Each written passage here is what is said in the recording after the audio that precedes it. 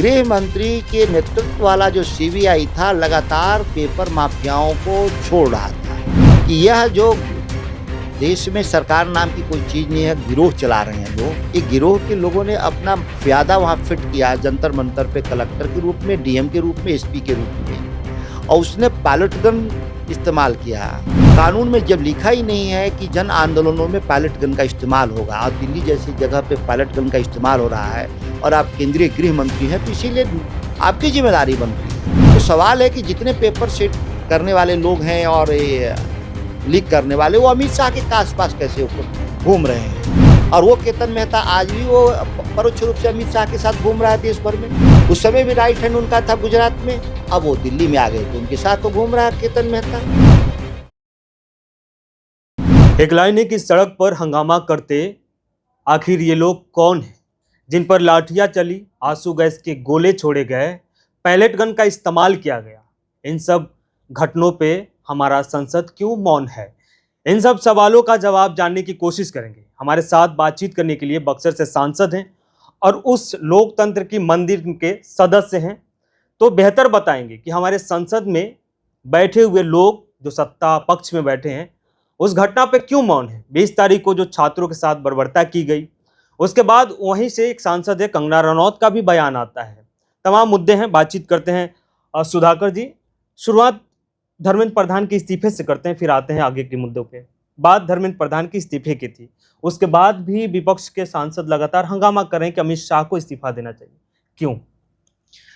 देखिए, बहुत साफ था कि कौन गुनाहगार है। देखें तो बड़ा गुनाहगार अमित शाह थे, छोटा गुनाहगार शिक्षा मंत्री धर्मेंद्र प्रधान थे।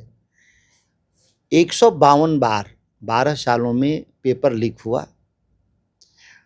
बहुत सारे मामले में सीबीआई जांच हुआ, सीबीआई ने केस को टेकअप किया।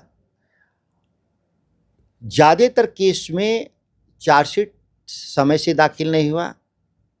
जिन केसों में चार्जशीट दाखिल हुआ उनमें सुनवाई नहीं हुआ और एक व्यक्ति 152 बार पेपर लीक में एक व्यक्ति भी जेल नहीं गया। किसका दायित्व था जांच का?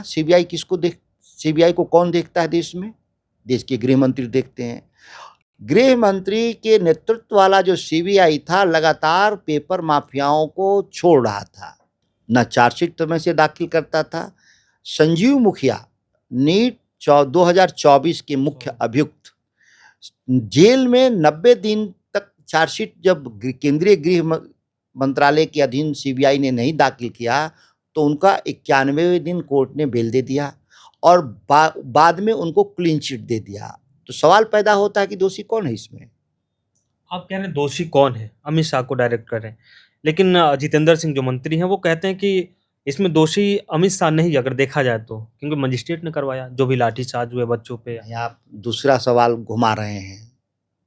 क्यों अमित शाह दोषी है मैंने बता दिया। जो जितेंद्र सिंह वाला की बात कर रहे हैं वो आप कह रहे हैं जो जंतर मंतर पे लाठीचार्ज हुआ। सवाल पैदा होता है कि कोई भी अधिकारी की नियुक्ति, ट्रांसफर और पोस्टिंग कौन करता है? निश्चित तौर पे सरकार में शीर्ष पर बैठे हुए लोग। तो क्या जंतर मंतर पे लाठीचार्ज की घटना के लिए दोषी अमेरिका सरकार को हम लोग कहें? ये डीएम और एसपी की नियुक्ति अमेरिका सरकार ट्रम्प साहब किए थे कि यह जो देश में सरकार नाम की कोई चीज़ नहीं है, गिरोह चला रहे हैं लोग। एक गिरोह के लोगों ने अपना प्यादा वहाँ फिट किया जंतर मंतर पे, कलेक्टर के रूप में, डीएम के रूप में, एसपी के रूप में, और उसने पायलट गन इस्तेमाल किया, बिहार में AK-47 इस्तेमाल किया, और आप उस अधिकारी को दंडित नहीं करेंगे, उसको निलंबित नहीं करेंगे, उसको जेल नहीं भेजेंगे, तो जाहिर है कि वो आपके कहने से वो गोली चलाया।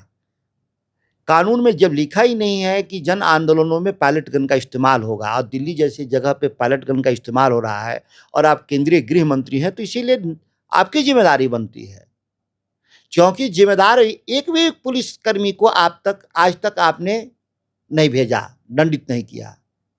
बिहार में भरत तिवारी का इनकाउंटर हुआ, तो भरत तिवारी का इनकाउंटर हुआ तो वहाँ की मांग हुई कि नहीं कि एसपी और डीएम को हटाया जाए, और आप हटाए भी बिहार में।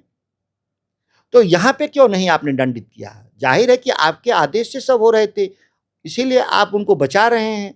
अब जितेंद्र सिंह जैसे लोग, काबिल लोग जब केंद्र में मंत्री होते हैं तो केंद्र सरकार को संकट में डालेंगे। आपने कहा सवाल को घुमा रहे हैं, वो नीट पे आते हैं, लीक पे। 2024 में भी उसी संसद में पीएम ने कहा था कि बहुत स्ट्रांग कानून बना दिए हैं।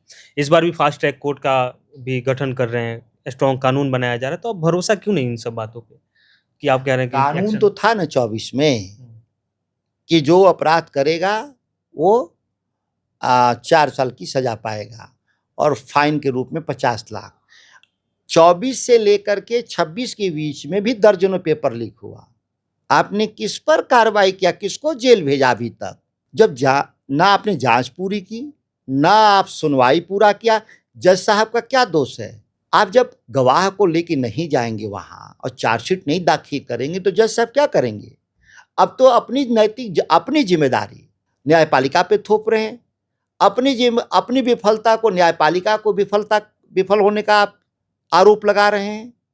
कार्यपालिका अपने दायित्व का निर्वहन न करे और अपनी विफलता को न्यायपालिका पे दोषारोपण करे, तो यह तो अद्भुत बात है इस देश में। संजीव मुखिया कैसे छूट गया? इसमें न्यायपालिका का क्या रोल था? सीबीआई क्यों छोड़ी उसको? जो 30-40 पेपर लीक का सरगना था, जिसकी बीवी को लोजपा ने चुनाव लड़ाया था पिछले चुनाव में। बेदीराम एमएलए हो गया ओम प्रकाश राजभर वाली पार्टी से। रमेश दुबे वो निषाद पार्टी से एमएलए हो गया, जो पेपर माफियाओं का कुछ बात कर रहे हैं। बंदी संजय कुमार भारत सरकार में केंद्रीय गृह राज्य मंत्री है, केंद्रीय गृह राज्य मंत्री अमित शाह के नीचे। वो तेलंगाना में पेपर सेट का आरोपी है। तो सवाल है कि जितने पेपर सेट करने वाले लोग हैं और लीक करने वाले, वो अमित शाह के आस पास कैसे घूम रहे हैं? सरकार तो दावा कर रही है कि पेपर माफिया पहले के सरकारों में होते हैं, हमारे सरकार में है नहीं। एक्शन हुआ, सब चले गए। कहाँ चले गए? अब आप पेपर पे भाई केतन मेहता सबसे बड़ा एमसीआई का हीरो था। कांग्रेस के रिजिम में एमसीआई था, मेडिकल काउंसिल ऑफ इंडिया, जिसका उस चेयरमैन होता था केतन मेहता, जिसके बारे में बहुत सारे आरोप थे। नई सरकार ने क्या किया? एमसीआई बर्खास्त करके सरकार सीधी अब पैसे वसूली में लग गई। और वो केतन मेहता आज भी वो परोक्ष रूप से अमित शाह के साथ घूम रहा है देश भर में। उस समय भी राइट हैंड उनका था गुजरात में, अब वो दिल्ली में आ गए तो उनके साथ तो घूम रहा है केतन मेहता।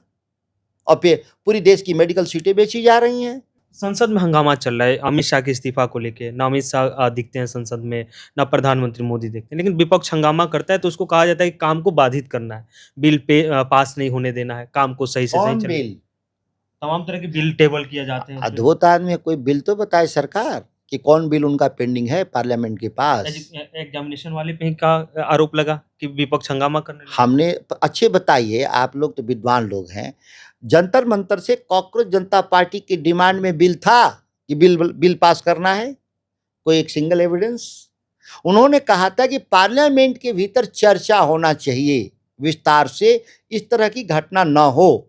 चर्चा होना और कानून बनना दोनों की अलग अलग प्रक्रिया है। 193 और 197 के नियम के तहत चर्चा हो जाना चाहिए था, डिस्कशन, और जो डिस्कशन से इशूज या सर्वानुमति बनता वो एक ड्राफ्ट पेपर बनता। उससे प्रधानमंत्री स्वयं एक टास्क फोर्स बनाते हैं नंदन नीलकेनी के नेतृत्व में।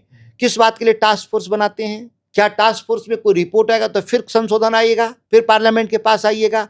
तो क्यों इस तरह का कानून लेके आ रहे हैं भाई? जब आपको विश्वास था कि कानून से इस हल हो जाना है, तो फिर नंदन नीलकेनी के नेतृत्व में किस बात का सुधार के लिए आप कमेटी बनाए हैं? कमेटी सुधार जब रिकमेंड करेगी तो उसके लिए कानून बनाना पड़ेगा, तो आप वेट क्यों नहीं किए? और छात्रों की, जानते थे छात्र कि ये लोग चीटर हैं लोग, इसीलिए मांग भी नहीं किया था कि कानून बनाए। कानून तो पहले से था, कानून नहीं लागू हुआ इसकी समीक्षा की बात हुई थी पार्लियामेंट में डिस्कशन में, और ये लोग भाग रहे थे। लोग भागते भागते ये लोग बिल ले आया और उसी पर ये लोग बीच बीच में टोका टोकी कर रहा था कि आप कानून पे बात करें। भाई कानून की तो बात ही नहीं हुई थी, चर्चा की बात हुई थी। आप रिस्ट्रिक्ट कर रहे थे कि नहीं ये आप नहीं बोल सकते, आप वो नहीं बोल सकते।